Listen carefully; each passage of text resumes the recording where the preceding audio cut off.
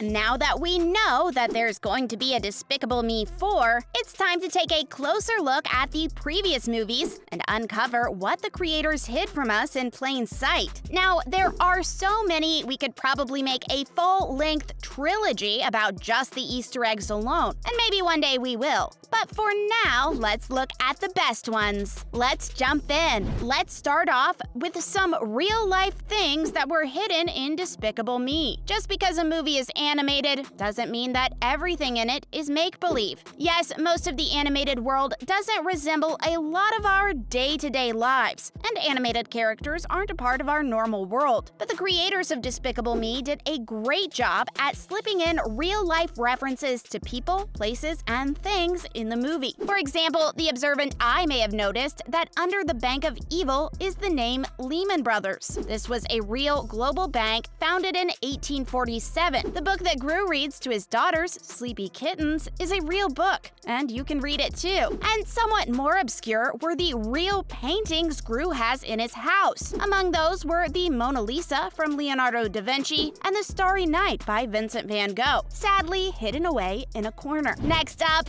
Dr. Seuss makes a few inconspicuous appearances. The creators of Despicable Me did a great job at hiding these little references, and we can't blame you if they completely passed you by. They must have put a lot of thought into them and found a very effective way to connect the movies to each other. In Despicable Me, Margo is seen wearing a shirt with a picture of the Lorax, and in Despicable Me 3, she's wearing a shirt with the face of the Grinch from How the Grinch Stole Christmas. Though no words appear to confirm what the pictures are from, once we see them, we all know where they're from. These little details aren't just to connect movies together, but are a way for the creators to see if we're paying close attention, which movies like Despicable Me definitely deserve, if only for hidden gems like these. And now, did you know the 3 lead minions were foreshadowing Gru's adopted daughters? When the animators of Despicable Me drew up the 3 lead minions, they were obviously looking into the future and tried to show us something we couldn't be aware of yet. By the start of the second movie, Gru has formed a little family with Agnes, Margo, and Edith. If you put them all side by side, it suddenly becomes crystal clear that the 3 minions resemble Gru's little daughters. There are various subtle hints the creators incorporated, like the structural resemblance of the minions to the daughters. They even have similar gestures and quirks. Next, did you try to call Lucy Wilde's phone number? At first glance, there's nothing special about the scene where Lucy Wilde, who's voiced by Kristen Wiig, gives Gru her phone number, except that the creators used a real phone number. If you'd been a curious cat and dialed the number, you would have gotten a nice little surprise, a message from Kristen Wiig in character as Lucy Wilde, asking you to leave a message. Now that's a nice surprise. And now, yes, there were some political references for the parents, of course. These were not intended for the little ones, but parents deserve to have some fun too, don't you think? We sure thought that what looked an awful lot like a caricature of Kellyanne Conway was amusing. We're talking, of course, about Valerie Da Vinci, Gru's new boss. With the same hairstyle and facial features as Conway, there aren't a lot of arguments to prove it wasn't supposed to look like her. Not to mention the fact that she says, "You're fired," a saying that is familiar to anyone who followed Donald Trump's reality TV career, who is Conway's boss. And then we also have one of Bratt's disguises, which looked an awful lot like Trump himself. In case you need a refresher, we mean that moment Bratt dressed up as a bloated jewel expert with blonde hair and a red tie. Maybe it was a coincidence, but we think not. We've covered a lot of Easter eggs, but there are so many left to discover, so don't go anywhere just yet.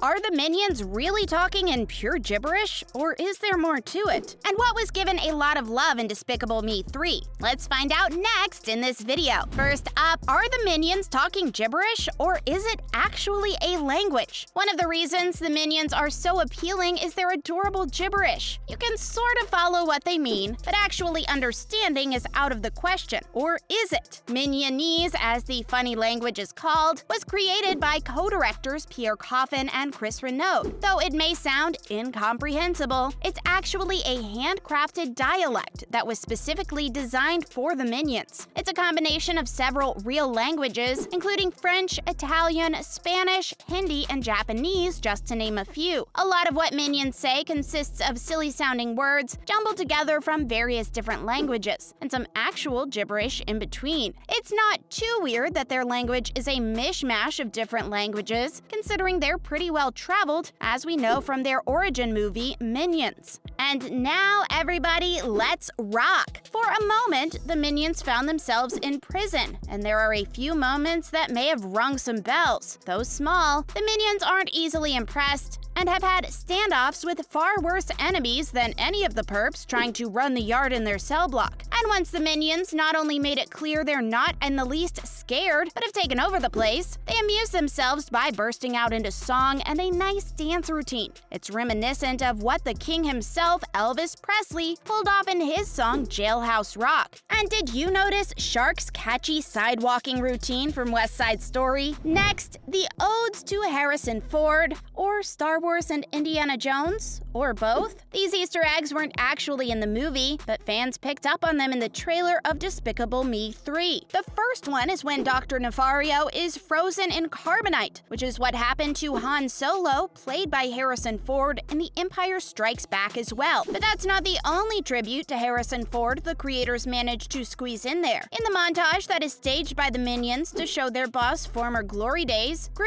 is seen stealing a golden statue that looks surprisingly like the golden idol that Indiana Jones, who is of course portrayed by Harrison Ford, went after in Raiders of the Lost Ark. Maybe the creators are big fans of Harrison Ford, or maybe they just liked the franchises he worked with, or maybe it's both. Who knows? And it doesn't really matter. We love to find the Easter eggs that came out of it. Next, some love for the 80s. Obviously, the main demographic of the Despicable Me movies wasn't even born back in the 80s, but some parents were, and for them, it would have been near impossible to miss the overwhelming salutes given to the era through the movie's villain, Balthazar Bratt. But there were so many of them, it's possible you still missed some of them. So let's put a few of them in the spotlight just in case. For starters, there are the many fashion, music, and dance homages to Michael Jackson, including his amazing moonwalk.